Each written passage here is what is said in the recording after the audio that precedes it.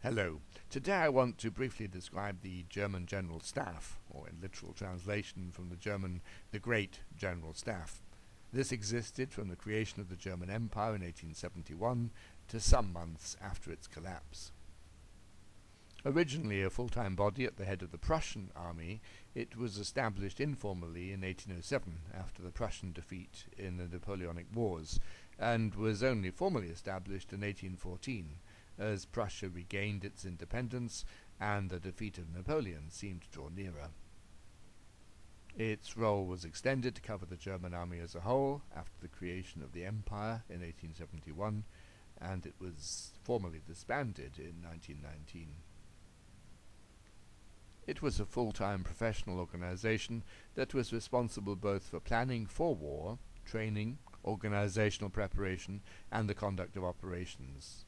The elder von Moltke, chief of first the Prussian and then the Imperial General Staff from 1857 until 1888, saw it as the army's nervous system, providing both overall coordination and more intelligent action. Although other nations mimicked aspects of the Prussian-German system following the army's victories over Austria in 1866 and France in 1870, the General Staff remained unique in the extent of its professionalization and preparation for war.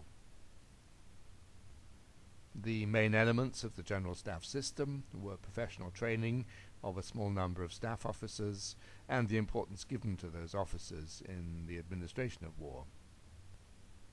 Potential staff officers were selected strictly on the basis of merit from amongst junior officers of the regular army, and were then further tested to select the very best.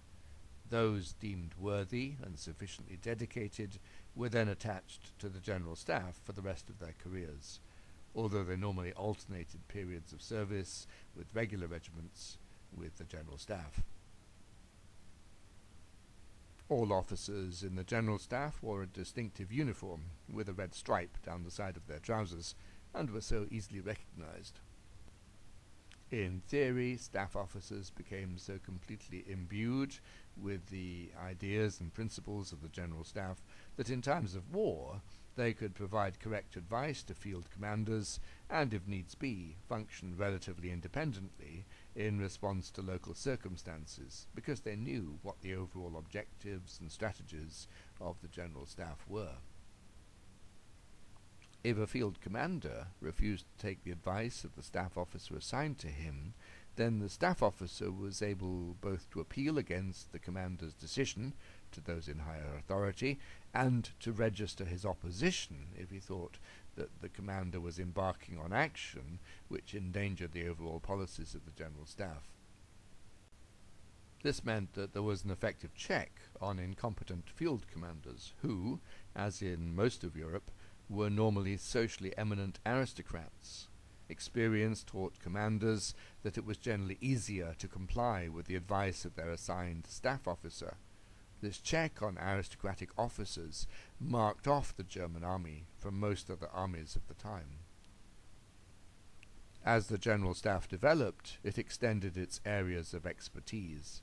Apart from war planning and exercises, it came to develop considerable logistical expertise, including railway timetabling, so as to be able to move troops and supplies across the German rail network, itself partially constructed with military objectives in mind. Specialist departments were added to deal with such technological developments as telegraphy, as well as a history division to analyze past conflicts for possible lessons for current practice and the future. After each war, the General Staff also sought to assess the lessons learned and identify the practices and policies that needed improvement. Other countries had training for specialists in areas such as artillery and engineering, but none compared to Germany in the emphasis given to developing a well-knit cadre of staff officers of high administrative ability. The General Staff was also not subject to political interference. It was an effectively autonomous body, answerable directly to the Kaiser and able to present its ideas directly to him. Recognized by the victorious Allies at the end of World War I as a key element in German military prowess, the General Staff was disbanded in July 1919 as part of the Versailles Peace Agreement, and the new German Republic was forbidden to recreate it.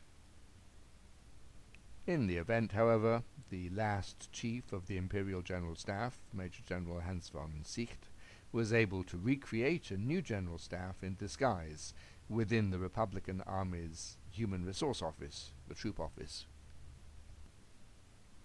Altogether, 8 men served as chiefs of the German General Staff, either under the Empire or in the immediate transition to the Weimar Republic. In the long period up to the start of World War I, they were as follows: Helmut von Moltke, the Elder, so called to distinguish him from his nephew; Alfred von Waldersee, Alfred von Schlieffen, Helmut von Moltke, the Younger. Then, just at the beginning of World War I, the younger Moltke, followed by Erich von Falkenhayn and Paul von Hindenburg, and finally, during the summer of 1919, when the General Staff was being officially disbanded, Wilhelm Groener and Hans von Sicht. I will eventually prepare separate videos on each of these men, their successive careers providing an important element in the history of Germany at this time. It will be noted that despite the meritocratic emphasis of the institution, all bar one of these men were themselves aristocrats, the one exception briefly being Wilhelm Groener. Thank you for listening.